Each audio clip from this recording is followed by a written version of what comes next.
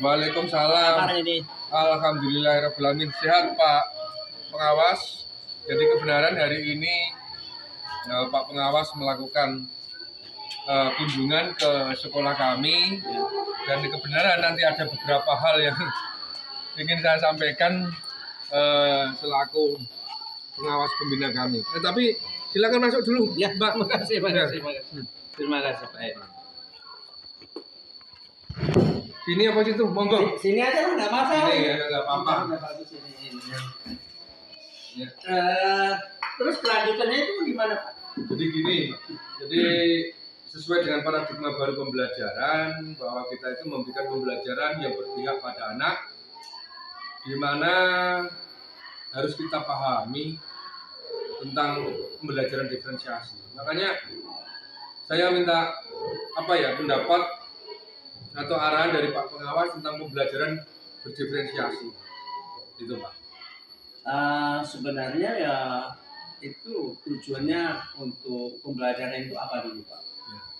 Jadi pembelajaran berdiferensiasi ini suatu bentuk pembelajaran layanan yang diberikan kepada anak dalam pembelajaran. Jadi di mana rekan-rekan guru itu banyak yang bertanya, Pak, pembelajaran berdiferensiasi itu bagaimana Pak? Oh, saya kasihkan konsep seperti ini. Oh, nanti coba pada saat Pak Pengawas datang akan saya sampaikan tentang pembelajaran diferensiasi, karena pada saat Pak Pengawas datang melakukan supervisi akademik, nanti saya sampaikan dengan rekan-rekan. Itu langkah-langkah kami Pak Pengawas. Oke. Langkah untuk prinsip-prinsip yang harus kita jalani itu apa saja Pak? Jadi ini selaku kepala sekolah saya melakukan pemetaan terhadap rekan-rekan kepala sekolah. Dalam hal ini saya bagi menjadi 3 kategori. Kategori yang paham, setengah paham, dan kurang paham. Nah ini saya diferensiasikan rekan-rekan kepala sekolah yang paham, kurang paham, dan jadi rekan-rekan yang paham saya berikan pengarahan pembelajaran lebih lanjut. Yang pahamnya sedikit-sedikit kita bimbing, yang tidak paham memang betul-betul adanya pendampingan yang ekstra dengan langkah-langkah proses daripada kegiatan berdiferensiasi.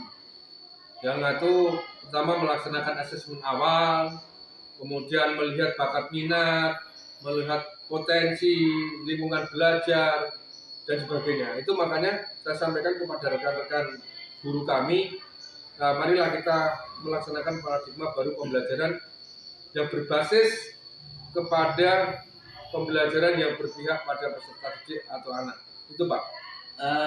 Itu nanti dilaksanakan setiap kelas atau hanya tertentu saja anak-anak? Jadi gini, saya sampaikan kepada rekan-rekan guru bahwa pembelajaran diferensiasi itu tidak harus dilaksanakan semuanya, tinggal kita melihat pada materi-materi hal tertentu dari asesmen diagnostik yang dilakukan oleh guru, apa yang perlu dilaksanakan pembelajaran diferensiasi. Itu Pak. Jadi perlahan-lahan mereka belajar tentang pembelajaran diferensiasi, karena diferensiasi itu kan menyangkut diferensiasi konten, proses, dan produk. Di mana saya sampaikan kepada rekan-rekan diferensiasi konten itu katakan konten apa yang cocok untuk kategori A, B, C. Proses bagaimana yang bisa dilakukan untuk peserta didik A, B, C. Kemudian konten, proses, produk, hasil dari kelompok ABC bisa dan anak. Jadi diferensiasi ini saya sampaikan kepada rekan-rekan guru tidak harus berdiferensiasi kelompok, bisa diferensiasi individual karena melihat karakteristik daripada peserta didik. Itu Pak Pengawas. Jadi untuk kesimpulannya gimana Pak? Jadi kesimpulannya, jadi setelah saya melihat dari beberapa kali pertemuan dengan rekan-rekan, ternyata kawan-kawan itu sudah memahami bahwa diferensiasi itu tidak hanya suatu proses, tidak hanya belajar berkelompok, tapi memang betul-betul kita harus mengetahui karakteristik peserta didik, minat, kemampuan terhadap peserta didik itu. Jadi kita akan memberikan layanan kepada peserta didik sesuai dengan bakat, minat, dan kemauannya, sesuai dengan nilai-nilai Ki Hajar Dewantara tentang prinsip pendidikan seumur hidup, di mana di dalamnya adalah kita harus paham selaku guru tentang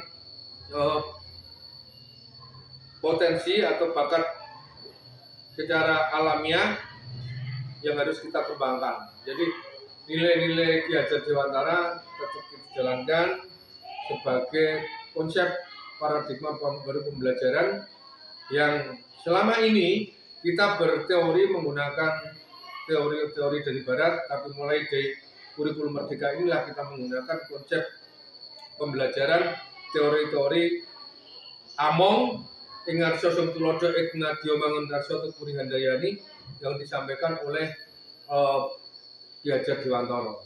Jadi itu Pak, jadi kita mengadopsi nilai-nilai Ki Hajar Dewantara. Alhamdulillah saya sampaikan kepada rekan-rekan tentang pembelajaran diferensiasi, yaitu pembelajaran yang memberikan layanan kepada kebutuhan anak. Alhamdulillah itu saya sampaikan Pak.